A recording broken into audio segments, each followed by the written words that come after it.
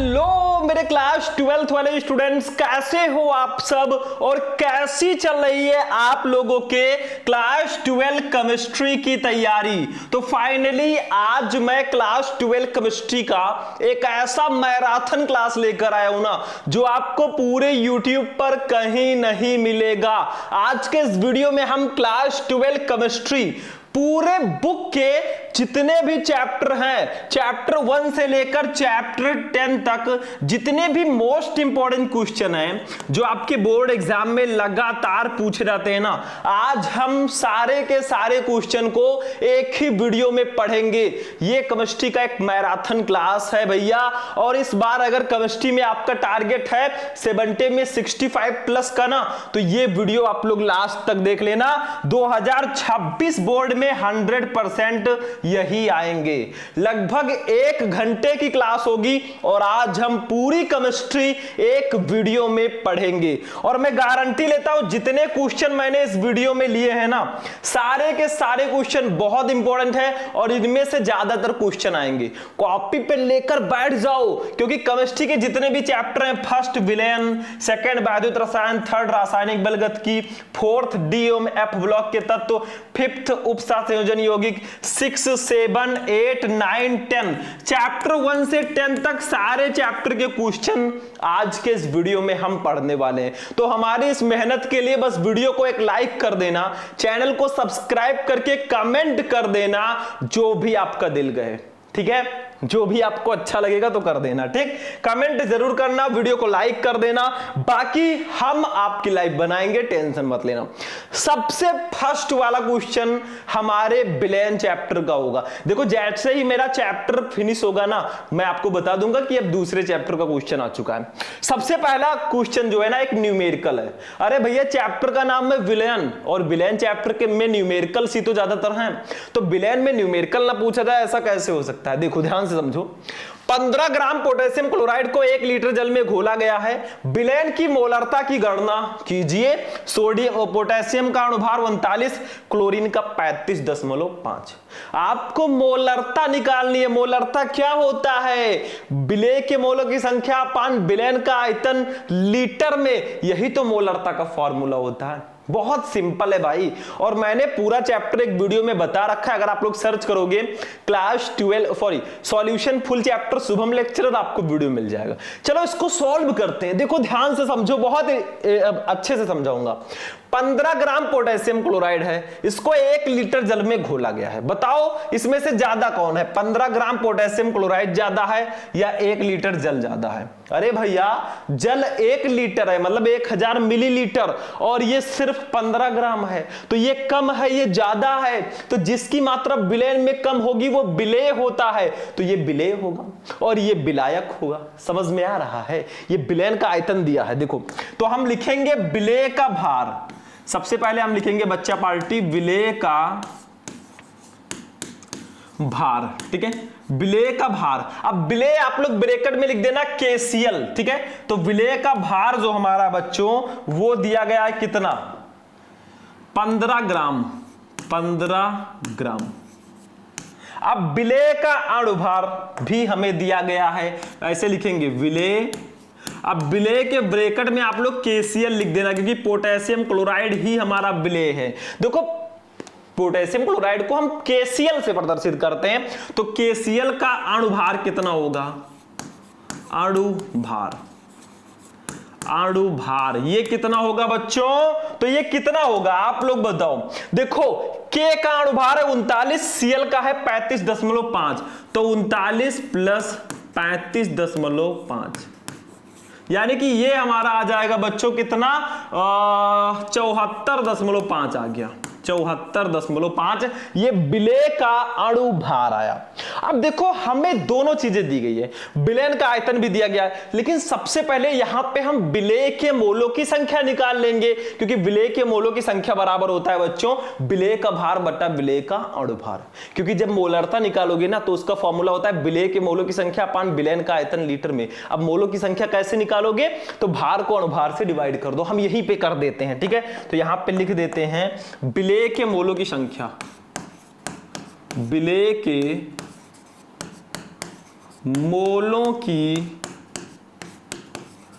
संख्या। अब विलेय के मोलों की संख्या अगर आपको निकालना है ना, तो फॉर्मूला मैंने ही बता ही दिया है, विलेय का भार बटा विलेय का अणुभार। अब लिख देते हैं, चलो थोड़ा आसान आपका कर देते हैं, विलेय का भार अपान विलेय का अणुभार, विलेय का अणुभार। ठीक है बच्चों, बस इसी को डिवाइड कर दो, विलेय के मोलों की संख्या आ जाएगी। ठीक है, तो हम क्या करते हैं, देखो बहुत सिंपल है, एकदम हलवा है भैया। देखो विलेय का भार कितना है, 15 ग्राम। ठीक है, तो हम ऊपर लिखेंगे 15 और नीचे लिख देंगे 74.5। देखो अणुभार है 74.5। अब जब इसको काटोगे ना, तो काटने पर हमारा देखो आप डिवाइड कर देना, ये 0.2 आएगा, 0.20 आएगा। तो ये हमारा हो जाएगा विलेय के मोलों की संख्या। मैं यहां पे लिख देता हूं विलेय के मोलों की संख्या। ठीक है, कितना आ गया बच्चा पार्टी, देखो गुणा भाग तो आपको करना ही पड़ेगा, एग्जाम में मैं थोड़ी ना आऊंगा कराने। 0.20 मोल। ठीक है, 0.20 मोल, ये आ गया बच्चों विलेय के मोलों की संख्या। ठीक है, अब हम क्या करेंगे, ध्यान से समझो, इस साइड में मैं कर देता हूं, जगह है नहीं, और अगर मैं दूसरे पेज में जाऊंगा तो इरेज हो जाएगा। अब विलयन का आयतन दिया गया है 1 लीटर, तो यहां पे लिख देते हैं बच्चों विलयन का आयतन। ठीक है, ये हमें दिया गया बच्चा पार्टी 1 लीटर, तो इसको लिख देंगे 1 लीटर। अब लीटर में दिया है तो हमें कुछ करना नहीं है। अब हम निकालेंगे विलयन की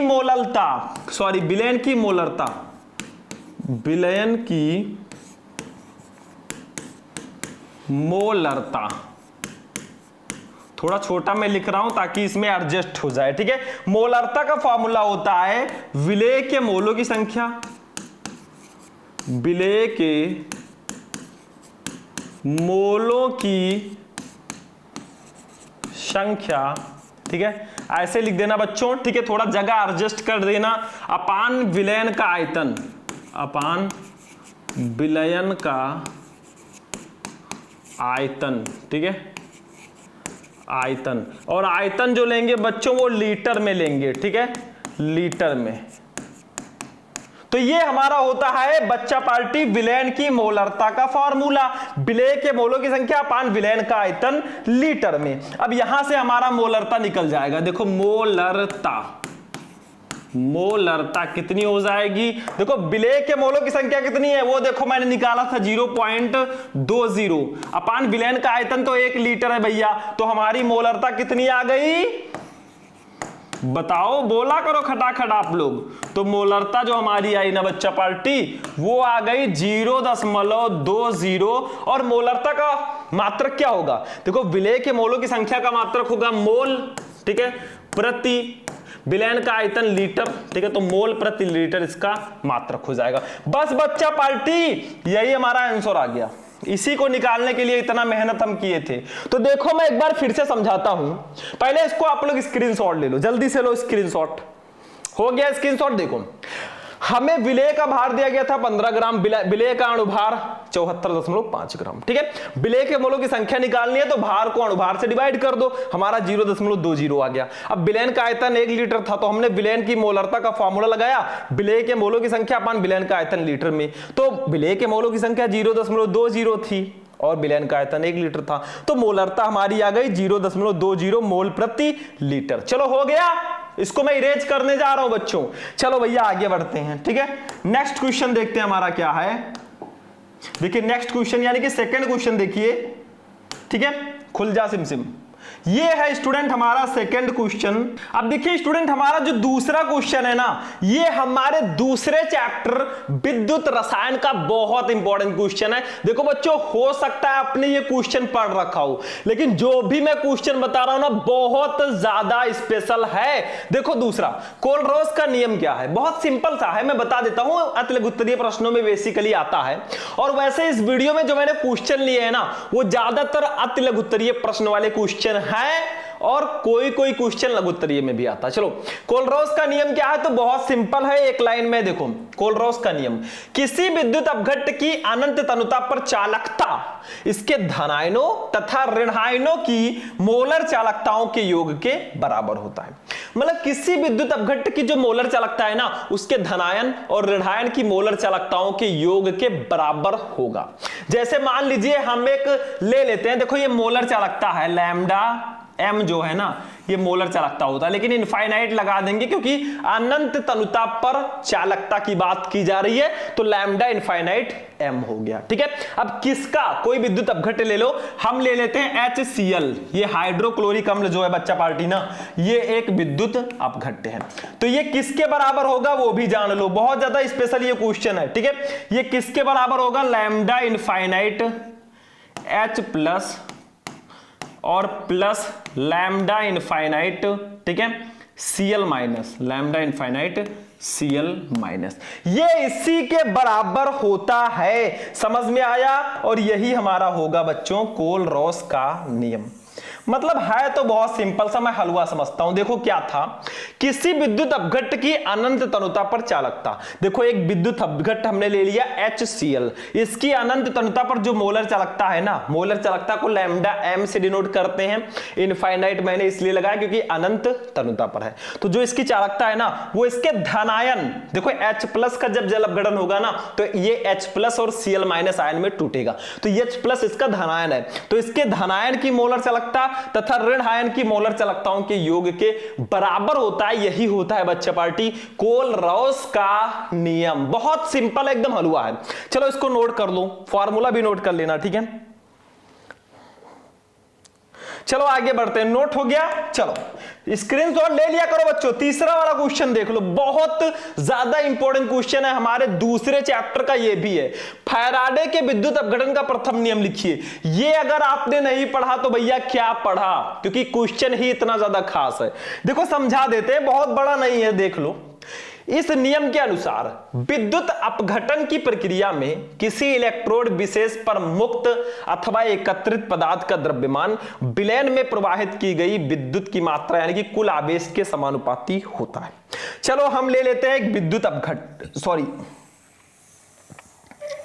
ये देखो भैया, ये हमारा एक जार है और इसमें भरा हुआ है विद्युत अपघट्य। देखो ऐसे कुछ हमारा विद्युत अपघट्य है, इसमें भरा हुआ है। विद्युत अपघट्य को हम लोग मान लेते हैं कि हमने लिया है यहां पे NaCl, क्या लिया है NaCl, यानी कि सोडियम क्लोराइड हमने विद्युत अपघट्य ले लिया है।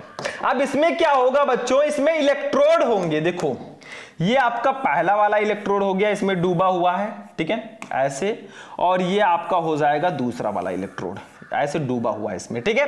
एक होगा आपका ऋण आयन और एक होगा धन आयन, ये भी ध्यान में रखना। मतलब एक होगा कैथोड, कैथोड जो होता है बच्चा पार्टी वो निगेटिव होता है, और एक होता है एनोड। क्योंकि भैया देखो विद्युत अपघट दो प्रकार के होते हैं, कैथोड और एनोड। एनोड होगा ये पॉजिटिव होगा, ठीक है। तो ये हमने इतना ले लिया है। अब आप खुद ही सोचो, अगर हम सोडियम क्लोराइड का विद्युत अपघटन कराते हैं NaCl का, ठीक है NaCl का अगर हम लोग विद्युत अपघटन कराते हैं तो ये किसमें टूटेगा, ये टूट जाएगा बच्चा पार्टी Na प्लस और प्लस Cl माइनस आयन में। अब देखो यहां पे क्या कहा जा रहा है, बहुत सिंपली समझना।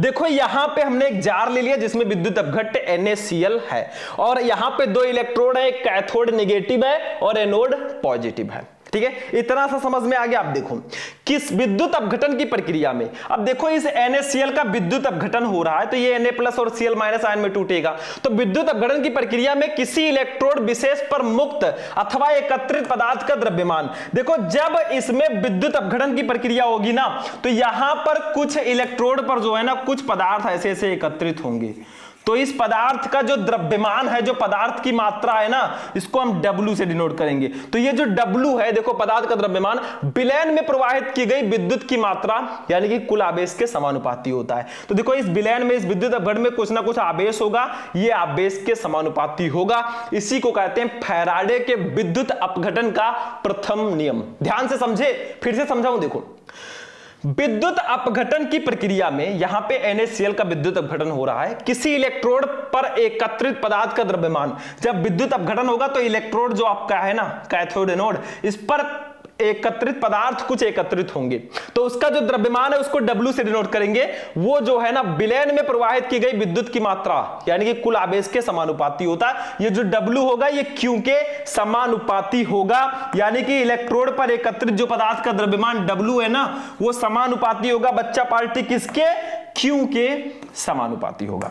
अब चूंकि आपको पता ही है चूंकि Q इक्वल टू कितना होता है, चूंकि Q इक्वल टू हमारा होता है बच्चों IT, Q equal to IT होता है, आप लोगों ने फिजिक्स में भी पढ़ा होगा। तो W समानुपाती हो जाएगा बच्चों IT के, W समानुपाती हो जाएगा IT के। तो W बराबर किसके होगा, W बराबर देखो समानुपाती के चिन्ह को हटाएंगे ना तो एक स्थिरांक जुड़ेगा ZIT। यही हमारा फॉर्मूला होता है फैराडे के विद्युत अपघटन के प्रथम नियम का, ठीक है। मतलब इस इलेक्ट्रोड पर एकत्रित पदार्थ का द्रव्यमान जो W है वो इस विद्युत अपघटन में प्रवाहित कुल आवेश Q के समानुपाती होगा। Q इक्वल टू IT होता है तो W समानुपाती IT, W equal to ZIT, बस सिंपल सा है। अब एक काम करो यहां पे एक चीज और समझ लो बेटा, ये Z क्या है, I तो पता है, I धारा है, T समय है, W है एकत्रित पदार्थ का द्रव्यमान। ये Z है ना ये है समानुपाती स्थिरांक, समानुपाती स्थिरांक, या इसी को बोलते हैं ना विद्युत रासायनिक तुल्यांक भी बोलते हैं, विद्युत रासायनिक तुल्यांक, ठीक है। ये दोनों इसको बोलते हैं, तो अब इसको नोट कर लो, इसका स्क्रीनशॉट लो फटाफट। समझ में तो आ ही गया कि मैंने समझा दिया अच्छे से, इसको नोट करो। ये टॉपिक हमारा हो चुका है, आगे बढ़े। चलो इसको मैं इरेज करता हूं और अपना चौथा टॉपिक देखते हैं क्या है नेक्स्ट। 4 नंबर टॉपिक देखिए क्या है। अब देखिए स्टूडेंट हमारा जो 4 नंबर क्वेश्चन है ना ये हमारे चैप्टर 3 रासायनिक बल गतिकी का क्वेश्चन है, केमिकल काइनेटिक्स का। देखो भैया एकदम हलवा है। देखो प्रथम कोटि की अपक्रिया से आप क्या समझते हैं, उदाहरण द्वारा समझाइए भैया। फर्स्ट ऑर्डर रिएक्शन क्या होता है विथ एग्जांपल, चलो देखते हैं। हेडिंग डालो प्यारा सा, प्रथम कोटि की अपक्रिया, और समझो। देखो वो अपक्रिया जिसका वेग केवल एक अभिकारक की सांद्रता के अनुक्रमानुपाती होता है प्रथम कोटि की अपक्रिया कहलाती है। यानी कि ऐसी अपक्रिया जिसका वेग एक अभिकारक की सांद्रता के अनुक्रमानुपाती होता है प्रथम कोटि की अपक्रिया कहलाती है। उदाहरण देख लो, इस अभिक्रिया में केवल शक्कर के अणुओं की सांद्रता परिवर्तित होती है, अतः यह प्रथम कोटि की अपक्रिया है। देखो एक एग्जांपल है, मैं आपको देता हूं अच्छे से, ठीक है। एक आप लोग ले लीजिए शक्कर, सुना होगा आपने, देखते हैं साइड में जगह होगा तो यहीं पे बता देंगे। ये देखो जगह है, ठीक है। चलो हम ले लेते हैं चीनी C12H22O11, इसका करवा देते हैं हम लोग जल अपघटन, इसका H2O के साथ रिएक्शन करवा देंगे, ठीक है। किसके साथ, H2O के साथ इसका रिएक्शन हम लोग करवा देंगे। तो बनेगा क्या, बेसिकली समझ लो, यहां पे बनेगा C6H12O6 यानी कि ग्लूकोज, और एक आपका बनेगा C6H12O6 यानी कि फ्रक्टोज, ठीक है। तो इसको हम लोग बोलेंगे बच्चा पार्टी शक्कर, शक्कर या शर्करा भी लिख सकते हो, कोई दिक्कत नहीं है। और ये ग्लूकोज और फ्रक्टोज आपका यहां पे बना है, मैं नाम लिख भी देता हूं, कोई प्रॉब्लम है नहीं हमें। तो ग्लूकोज और फ्रक्टोज, फ्रक्टोज, ठीक है, फ्रक्टोज, ठीक है। ये आपका हो गया। अब देखो ये प्रथम कोटि की अपक्रिया है। अब कुछ बच्चे कहेंगे अरे फर्जी यहां पे 2 अभिकारक हैं तो ये प्रथम कोटि की कैसे होगी। देखो यहां पे जो अभिक्रिया का वेग है ना वो केवल शर्करा के अणुओं पर निर्भर करता है। मतलब जब अभिक्रिया होती है ना तो केवल शर्करा के अणुओं की सांद्रता में परिवर्तन होता है, तो अभिक्रिया का वेग जो है इसी के समानुपाती होगा। तो हम निकालते हैं यहां पे अभिक्रिया का वेग, अभिक्रिया का वेग, अभिक्रिया का वेग हम जब लोग हम सब निकालेंगे ना, अभिक्रिया का वेग निकालेंगे तो वो होगा K और C12H22O11, ठीक है, इसके समानुपाती होगा, इसके घात 1 होता है। बाकी जल की सांद्रता में कोई परिवर्तन नहीं होता है और अभिक्रिया का वेग सिर्फ शर्करा के अणुओं की सांद्रता पर ही निर्भर करता है, जल की सांद्रता पर निर्भर नहीं करता। तो ये होगा प्रथम कोटि की अभिक्रिया। अब देखो यहां पे अभिकारक के ऊपर क्या है, 1 घात है, तो ये हो जाएगी प्रथम कोटि की अभिक्रिया। अतः ये है प्रथम कोटि की अभिक्रिया है, प्रथम कोटि की अभिक्रिया है।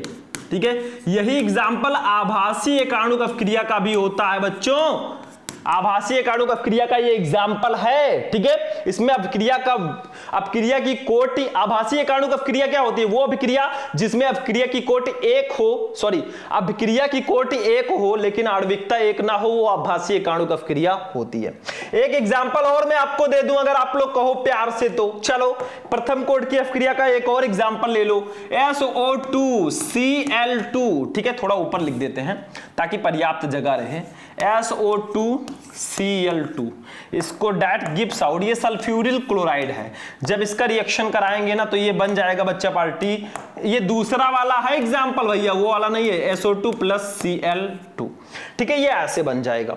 अब देखो इसमें क्या होता है, बहुत ध्यान से समझो, इसको बोलते हैं सल्फ्यूरिल क्लोराइड। आप लोग लिख देना सल्फ्यूरिल क्लोराइड, ये टूट गया सल्फर डाइऑक्साइड में और क्लोरीन में। ठीक है, तो हमें क्या करना है, अभिक्रिया का वेग जब इसका निकालेंगे, अभिक्रिया का वेग,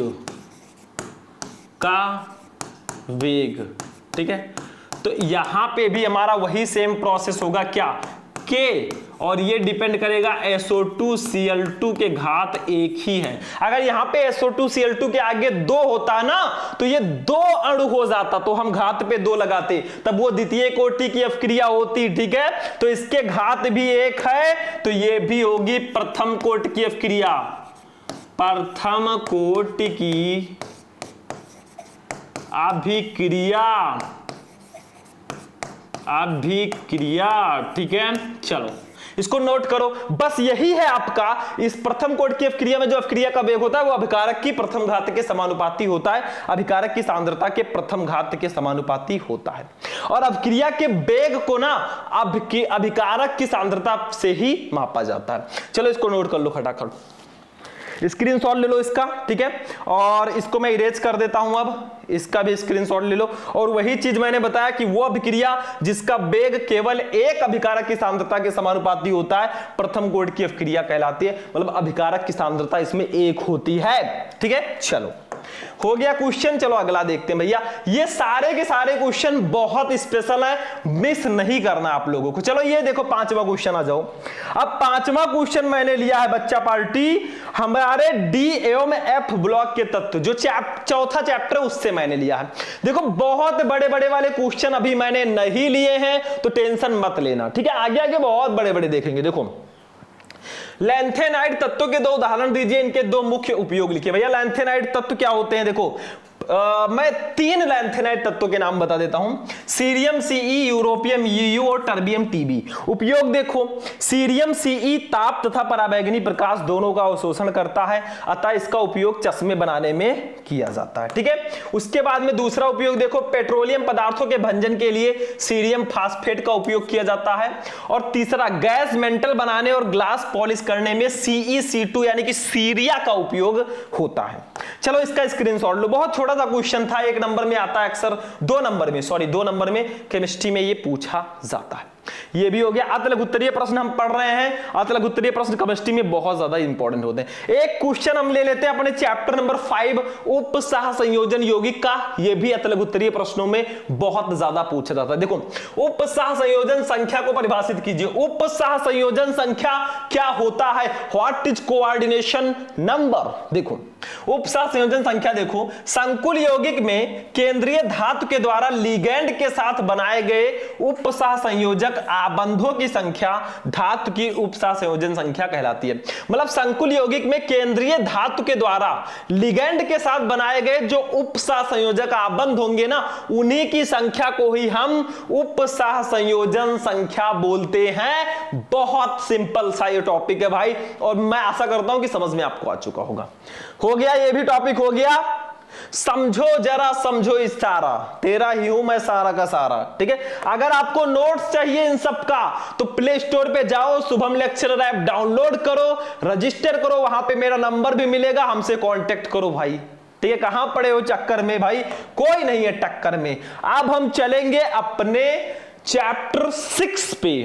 ठीक है बच्चों, चलो देखते हैं नेक्स्ट क्वेश्चन। देखिए हमारा क्या है।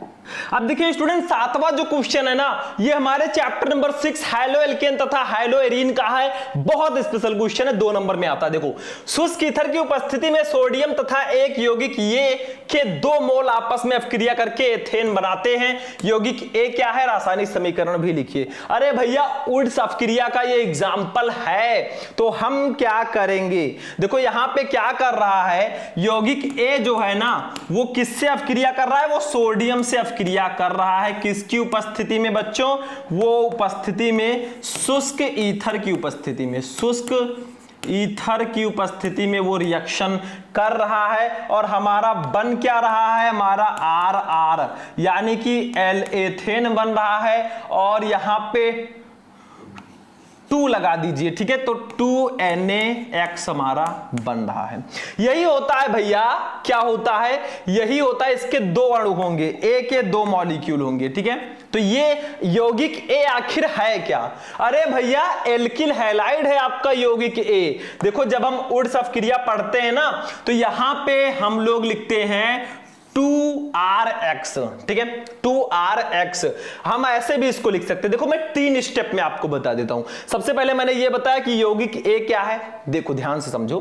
2RX मतलब एल्किल हैलाइड के 2 हम मॉलिक्यूल लेंगे प्लस 2Na ले लेंगे। ठीक है, इसकी अपक्रिया कराएंगे किसकी उपस्थिति में बच्चों, इसकी अपक्रिया कराएंगे शुष्क ईथर की उपस्थिति में, शुष्क ईथर की उपस्थिति में। ठीक है, शुष्क ईथर की उपस्थिति में हम इसका रिएक्शन कराएंगे तो हमारा क्या बनेगा, देखो ध्यान से, ये बन जाएगा RR प्लस 2NaX। ठीक है, ये ऊपर वाला लिखने की कोई खास जरूरत नहीं है, मैं समझाने के लिए बता रहा था, आप ऐसे लिख देना। ठीक है, ये आपका ऐसे हो जाएगा। ठीक, समझ में आया। तो यही आपका होता है वुड्स अपक्रिया, समझ में आ गया। ये है एल्किल हैलाइड, मैं लिख भी दूं, देखो ऊपर लिख देता हूं। ठीक है, ऊपर, आप लोग नीचे लिखिएगा, मैं ऊपर लिखता हूं क्योंकि मुझे एक और एग्जांपल नीचे बताना है। ये है एल्किल हैलाइड। ठीक है, ये आपका बना है एल्केन, एल्केन, और ये सोडियम हाइलाइड है, सोडियम हाइड्रोक्साइड।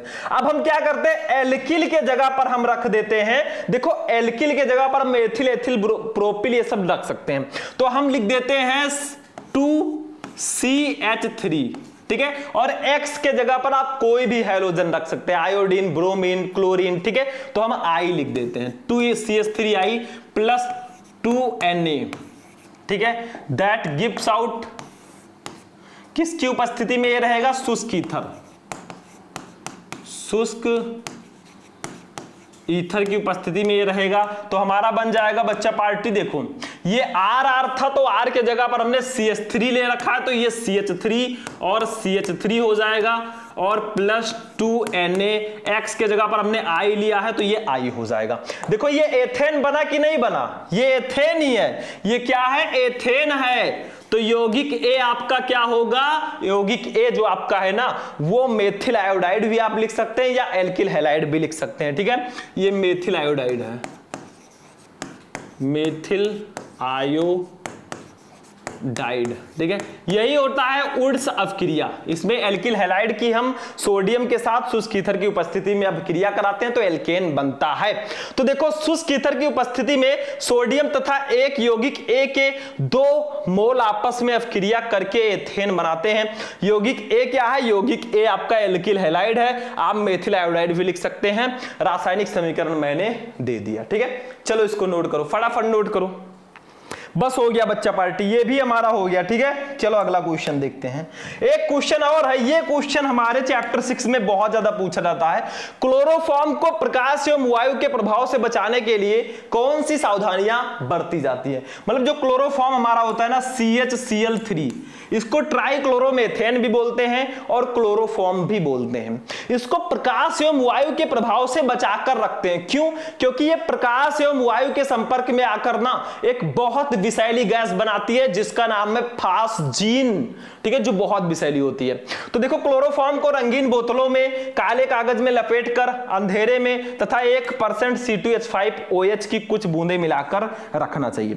अगर आपको क्लोरोफॉर्म को प्रकाश एवं वायु के संपर्क से बचाना है तो आप रंगीन बोतल में या तो रख दीजिए, या तो काले कागज में लपेट कर रख दीजिए, या अंधेरे में रखिए भाई, तब प्रकाश और वायु नहीं मिलेगा, या फिर 1% एथिल अल्कोहल की कुछ बूंद मिलाकर रखिए भैया, वो प्रकाश एवं वायु के प्रभाव से बच जाएगा। चलो बच्चा पार्टी 9 नंबर क्वेश्चन पे आ जाओ। बहुत इंपॉर्टेंट क्वेश्चन है हमारे अल्कोहल, फिनॉल एवं ईथर का। देखो क्या होता है जब मेथिल अल्कोहल एसिटिल क्लोराइड के साथ अपक्रिया करता है, मतलब जब मेथिल अल्कोहल एसिटिल क्लोराइड के साथ अपक्रिया करेगा तो क्या होगा?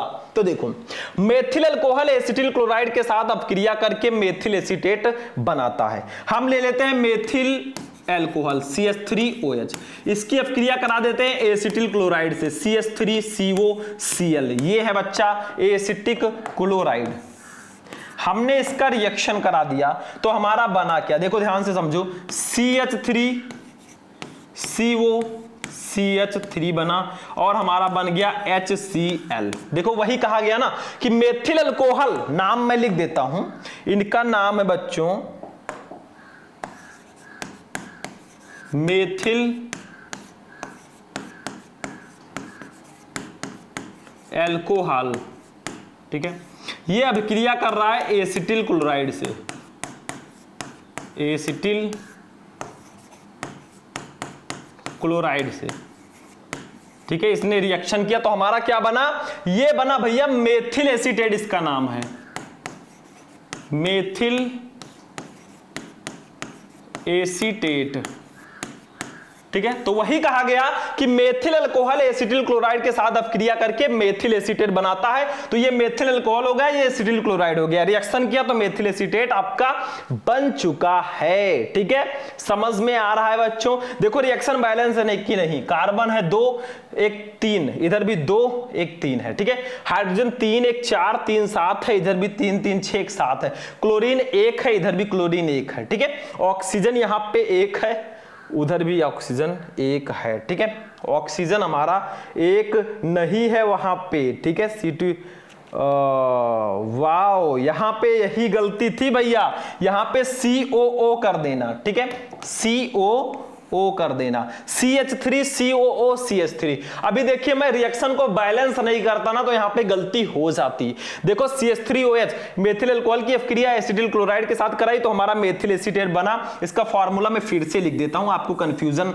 बिल्कुल भी ना रहे। ठीक है, इसका फॉर्मूला होगा CH3COOCH3 और प्लस HCl आपका बचेगा। ठीक है, यही रिएक्शन होता है भैया, ये मेथिल एसीटेट है, COO लिख देना, ये ध्यान रखना। ठीक है, समझ में आ रहा है? चलो इसको भी नोट करो फटाफट, तुरंत नोट करो इसको। ठीक है, तो समझ में आया, मेथिल अल्कोहल एसिटिल क्लोराइड के साथ क्रिया करके मेथिल एसीटेट बनाता है। हमने रिएक्शन भी आपको बता दिया। चलो इसका स्क्रीनशॉट ले लिया होगा। 10 नंबर क्वेश्चन पे आ जाते हैं। देखो क्वेश्चन क्या है बच्चा पार्टी, ध्यान से समझना। विलियमसन की संश्लेषण विधि द्वारा डाई एथिल ईथर बनाने की विधि एवं रासायनिक समीकरण लिखिए। बहुत इंपॉर्टेंट क्वेश्चन है, विलियमसन की संश्लेषण विधि द्वारा हम कैसे डाई एथिल ईथर बनाएंगे। ये क्वेश्चन अगर आपने मिस कर दिया भाई बहुत बड़ी प्रॉब्लम हो जाएगी। देखो सोडियम एथॉक्साइड को एथिल आयोडाइड के साथ गर्म करने पर डाई एथिल ईथर बनता है, यही विलियमसन संश्लेषण अपक्रिया है। तो सोडियम एथॉक्साइड हम ले लेते हैं C2H5ONa, इसका नाम है बच्चा पार्टी सोडियम एथॉक्साइड। इसकी अपक्रिया करा देते हैं एथिल आयोडाइड से C2H5I। ठीक है, इसका रिएक्शन करवा के ना इसको थोड़ा सा गर्म करते हैं तो देखो हमारा बनेगा क्या, बहुत ध्यान से समझना। बनेगा हमारा C2H5। ये देखो C2H5 हमने ले लिया, O ले लो। ठीक है, और यहां से C2H5 ले लो, C2H5 और आपका बचेगा क्या, NaI बचेगा, तो NaI यहां पे निकल जाएगा। यही है भैया विलियमसन की संश्लेषण विधि द्वारा डाई एथिल ईथर बनाना। इसका नाम है सोडियम एथॉक्साइड, सोडियम एथॉक्साइड, ठीक है। इसका नाम है एथिल आयोडाइड, एथिल आयोडाइड, ठीक है। दोनों का हमने रिएक्शन कराया तो ये हमारा बना die ethyl ether, die ethyl ether, ठीक है। बस इसी को कहते हैं विलियमसन संश्लेषण अभिक्रिया, ठीक है। तो सोडियम एथॉक्साइड C2H5ONA का हमने एथिल आयोडाइड के साथ रिएक्शन करा, इसके साथ गर्म किया तो डाई एथिल ईथर बना और सोडियम आयोडाइड बना। यही विलियमसन की संश्लेषण अभिक्रिया है। रिएक्शन बैलेंस है कि नहीं, कार्बन 2 2 4 है, इधर भी 2 2 4 है, हाइड्रोजन 5 5 10 है, इधर भी 5 5 10 है, ऑक्सीजन 1 है, इधर भी 1 है, सोडियम 1 है, इधर भी 1 है, आयोडीन 1 है, इधर भी 1 है। बस रिएक्शन बैलेंस है। समझ में आ रहा है, इसको भी नोट करो। 5G के स्पीड से हम लोग चलेंगे। चलो बच्चा पार्टी, अगला क्वेश्चन देखते हैं अब हम लोग। 11 नंबर बहुत इंपॉर्टेंट है और 2 नंबर में बहुत ज्यादा पूछा जाता है। देखो फॉर्मेलिन क्या है, इसके उपयोग लिखिए। अब ये हमारा एल्डिहाइड, कीटोन एवं कार्बोक्सिलिक अम्ल चैप्टर का क्वेश्चन है और फॉर्मेलिन के बारे में आपसे पूछा जा रहा है। देखो फॉर्मेलिन फॉर्मेल्डिहाइड का जलीय विलयन होता है, जिसमें फॉर्मेल्डिहाइड जो हमारा HCHO है, ये फॉर्मेल्डिहाइड का फॉर्मूला है। फॉर्मेल्डिहाइड की अधिकतम सांद्रता 40% तक होती है। यह विलयन मृत जीवों के परिरक्षण में प्रयुक्त होता है। मतलब फॉर्मेलिन जो होता है ना, वो फॉर्मेल्डिहाइड यानी कि HCHO, ठीक है, का जलीय विलयन होता है, जिसमें फॉर्मेल्डिहाइड की अधिकतम सांद्रता 40% तक होती है। यह विलयन मृत जीवों के परिरक्षण में प्रयुक्त होता है। जो मृत जीव है ना, मर गए हैं, उनको सड़ने से बचाने के लिए उनके परिरक्षण में इसका यूज किया जाता है। हो गया बच्चों, कुछ है इसमें? नहीं है, हलवा है बिल्कुल। चलो नोट कर लो, इसको नोट कर लिया। चलो अगला क्वेश्चन देखते हैं। अब देखिए स्टूडेंट, हमारा जो 12 नंबर वाला क्वेश्चन है बहुत ही ज्यादा इंपॉर्टेंट क्वेश्चन है हमारे एमीन चैप्टर का। देखो एल्डिहाइड, कीटोन, कार्बोक्सिलिक अम्ल में भी ये क्वेश्चन आता है, लेकिन एमीन चैप्टर का बेसिकली है। देखो क्वेश्चन क्या है, स्मिट अपक्रिया द्वारा प्राथमिक एमीन कैसे बनाई जाती है, रासायनिक समीकरण दीजिए। भैया स्मिट अपक्रिया, देखो हमारे केमिस्ट्री में नेम रिएक्शन बहुत ज्यादा इंपॉर्टेंट है, चैप्टर 6 से 12 तक। जैसे वुड्स अपक्रिया, वुड्स फिटिंग अपक्रिया, कायनिजारो अपक्रिया, एल्डोल संघनन, कार्बिल एमीन अपक्रिया, विलियमसन संश्लेषण अपक्रिया, बहुत सारी अपक्रियाएं, लगभग 10 से 15 नेम्ड रिएक्शंस हैं। ठीक है, तो स्मिट अपक्रिया द्वारा प्राथमिक एमीन कैसे बनाएंगे, आपको केमिकल रिएक्शन भी देना है। तो देखो ध्यान से समझो, स्मिट अपक्रिया कार्बोक्सिलिक अम्ल को हाइड्राजोइक अम्ल के साथ सांद्र H2SO4 की उपस्थिति में गर्म करने पर प्राथमिक एमीन बनती है। इसको एमीन कर देना, प्राथमिक एमीन बनती है। इसी अभिक्रिया को ही हम स्मिट अपक्रिया बोलते हैं। मतलब आपको लेना है कार्बोक्सिलिक अम्ल, उसका रिएक्शन कराना हाइड्रोजोइक अम्ल के साथ H2SO4 की उपस्थिति में, सांद्र H2SO4 की उपस्थिति में गर्म करो, प्राथमिक एमीन बन जाएगा। जैसे देखो हम ले लेते हैं कार्बोक्सिलिक अम्ल RCOOH। देखो कार्बोक्सिलिक अम्ल का जो फंक्शनल ग्रुप होता है ना, वो COOH होता है, इसका क्रियात्मक समूह। ठीक है, तो ये हो गया। इसकी अपक्रिया हमें करानी है N3H के साथ, मतलब हाइड्रोजोइक अम्ल के साथ इसका रिएक्शन कराना है। क्या करना है हमें, सांद्र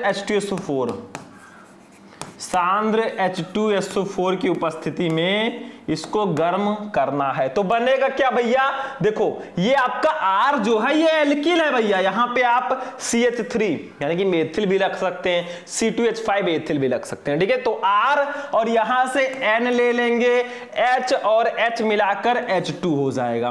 यही है प्राथमिक एमीन। ठीक है, बचेगा क्या, देखो COO बचा, तो इसको CO2 भी लिख सकते हैं, ये गैस है। ठीक है, प्लस नाइट्रोजन एक मैंने ले रखा है, 2 अभी भी, ये नाइट्रोजन गैस भी यहां पे निकलेगी। यही स्मिट अपक्रिया होता है कि जब हम कार्बोक्सिलिक अम्ल की अपक्रिया हाइड्रोजोइक अम्ल के साथ सांद्र H2SO4 की उपस्थिति में करते हैं तो प्राथमिक एमीन बनता है।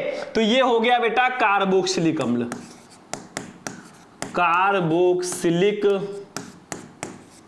ठीक है, अम्ल, ये आपका हो गया। ठीक है, इनका नाम है बच्चा पार्टी हाइड्राजोइक अम्ल, हाइड्राजोइक अम्ल। ठीक है, ये आपके हो गए हाइड्राजोइक अम्ल। इनका नाम है प्राथमिक एमीन, आपका बन गया, यही एमीन है। देखो NH2 जो आपके पीछे लगा इसके ना, वो एमीन है, प्राथमिक एमीन। ठीक है बच्चों, तो यही होता है आपका स्मिट अपक्रिया। कार्बोक्सिलिक अम्ल को हाइड्राजोइक अम्ल के साथ सांद्र H2SO4 की उपस्थिति में गर्म करने पर प्राथमिक एमीन बनती है, इसी को ही हम स्मिट अपक्रिया बोलते हैं। ये कार्बोक्सिलिक अम्ल, ये हाइड्राजोइक अम्ल सांद्र H2SO4 की उपस्थिति में गर्म कर दो, ये प्राथमिक एमीन बन गया। बस भैया स्मिट अपक्रिया कंप्लीट हो गया। समझ में आ गया? चलो भैया इसका स्क्रीनशॉट ले लो स्क्रीनशॉट, बढ़ते चलो आगे देखते हैं, आगे देखिए होता है क्या। चलो भैया 13 नंबर क्वेश्चन पे आ जाओ।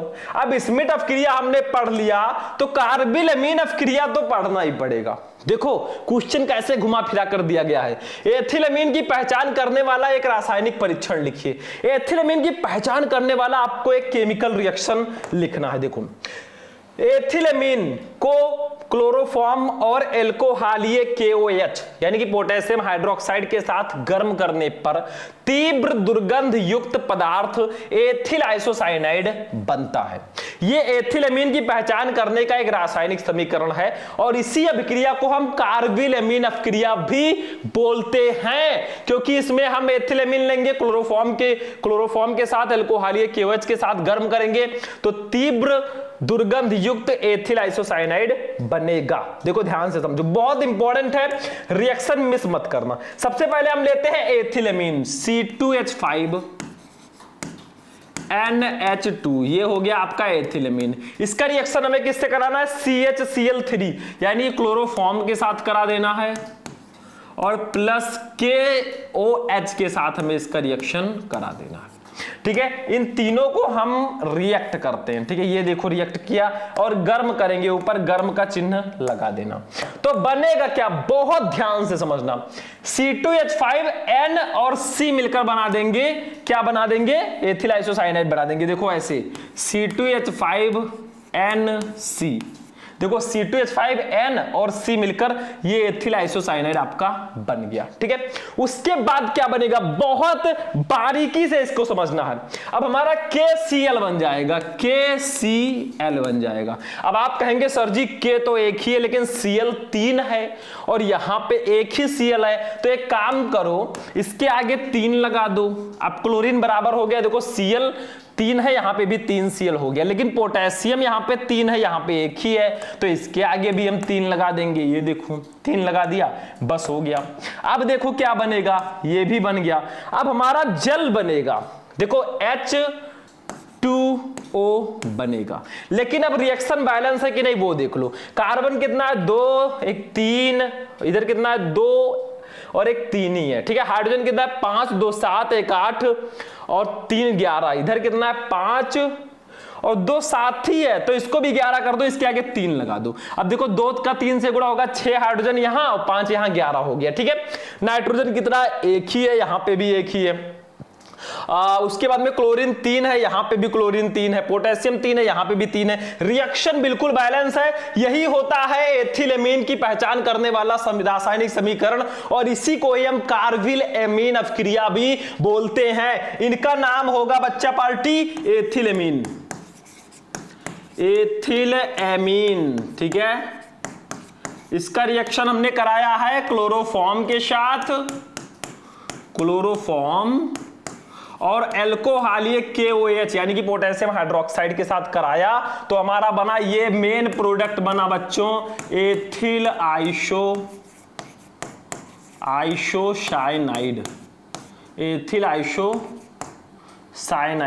ठीक है, साइनाइड, यही जो पदार्थ है ना तीव्र दुर्गंध युक्त होता है, प्लस KCl यानी कि पोटेशियम क्लोराइड और जल बनेगा। तो समझ में आया, एथिल एमीन को क्लोरोफॉर्म और एल्कोहलीय KOH के साथ गर्म करने पर तीव्र दुर्गंध युक्त पदार्थ एथिल आइसोसाइनाइड बनता है। इससे हम एथिल एमीन की पहचान कर सकते हैं और यही अभिक्रिया कहलाती है कार्विल एमीन अभिक्रिया। चलो बच्चों नोट करो फटाफट फटाफट खटाखट नोट करो। चलो 14 नंबर क्वेश्चन देखते हैं। अब एमीन चैप्टर भी हो गया 9 नंबर। अब लास्ट चैप्टर 10 नंबर चैप्टर का क्वेश्चन देखो 14 नंबर। कार्बोहाइड्रेट को परिभाषित कीजिए। कार्बोहाइड्रेट्स क्या होते हैं? तो हेडिंग डालो, प्यारा सा लिखो, कार्बोहाइड्रेट ध्रुवर घूर्णक पॉलीहाइड्रोक्सी एल्डिहाइड या कीटोन होते हैं, या वे पदार्थ होते हैं जो जल अपघटित होकर मोनोसैकेराइड के कई अणु देते हैं, वो कार्बोहाइड्रेट कहलाते हैं। देखो एक डेफिनेशन आप ये लिख देना डायरेक्टली कि वे पदार्थ जो जल अपघटित होकर मोनोसैकेराइड के कई अणु देते हैं वो कार्बोहाइड्रेट कहलाते हैं। बस हो गया बच्चों, ठीक है। चलो अगला टॉपिक देख लो बच्चा पार्टी, 15 नंबर क्वेश्चन देख लो। मोनोसैकेराइड क्या होते हैं? मोनोसैकेराइड क्या होता है? क्वेश्चन बहुत ज्यादा स्पेशल है तो मिस नहीं करना। देखो मोनोसैकेराइड देख लेते हैं अच्छे से। देखो वे कार्बोहाइड्रेट जो छोटे अणुओं में जल अपघटित नहीं हो सकते मोनोसैकेराइड कहलाते हैं। हमारे लास्ट चैप्टर का ही क्वेश्चन है। वो ऐसे कार्बोहाइड्रेट जो छोटे अणुओं में जल अपघटित हो ही नहीं सकते वो मोनोसैकेराइड कहलाते हैं। बस हो गया, कुछ भी नहीं करना है, बहुत सिंपल सा है। आई होप कि आपको ये भी समझ में आ चुका होगा। लास्ट में थैंक यू ही कह सकते हैं। और यहां पे हमारा ये अति लघुत्तरीय प्रश्न जो है ना वो हमारे चैप्टर 1 से लेकर चैप्टर 10 तक जो अति लघुत्तरीय प्रश्न है वो मैंने आपको बता दिया है। आगे बढ़े लघुत्तरीय प्रश्नों पे। अरे भैया मैं सिर्फ आपको चैप्टर 1 से 10 तक जो मोस्ट इंपोर्टेंट अति लघुत्तरीय प्रश्न है वो आज मैंने बताया। वीडियो आपको कैसा लगा? लघुत्तरीय प्रश्न आप लोग कमेंट करोगे, वीडियो को लाइक करोगे, चैनल को सब्सक्राइब करोगे तो मैं इसका पूरा केमिस्ट्री का लघुत्तरीय प्रश्न भी बता दूंगा। तो वीडियो पसंद आया वीडियो को लाइक कर देना, चैनल पर चैनल को सब्सक्राइब कर लेना। हम चलते हैं, फिर मिलेंगे किसी नेक्स्ट वीडियो में नेक्स्ट टॉपिक के साथ। तब तक के लिए जय हिंद।